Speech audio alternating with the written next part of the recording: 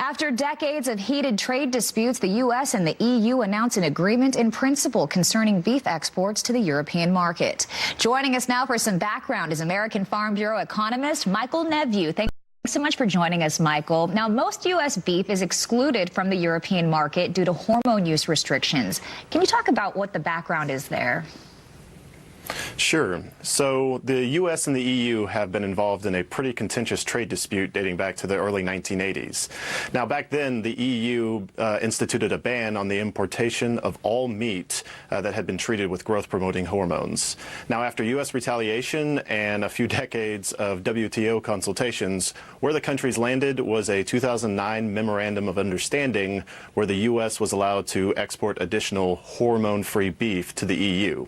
Now, this latest agreement in principle, while I'm not going to try and speculate on any of the details of the agreement, as it could still very much change, it's the latest segment in the saga, and the basic premise is that the U.S. should be allocated a certain percentage share of that tariff rate quota. So what would you say is the big takeaway from this agreement in principle? Well, up until now, for the most part, the U.S. has been allowed to export beef to the EU under two quotas. Now, this quota in particular is by far the more favorable one. Beef under this quota faces a 0% tariff rate, and up until now, other countries have been drastically eating into the U.S. market share. It's not just open to the U.S. So Argentina, Canada, New Zealand, Australia, and Uruguay all have been eating into the U.S. market share. So the biggest takeaway is that this should provide some relief in a very important potential market for U.S. beef exports. Okay, now you mentioned the two quotas. Have there been any issues with the quota that you were talking about, the first one?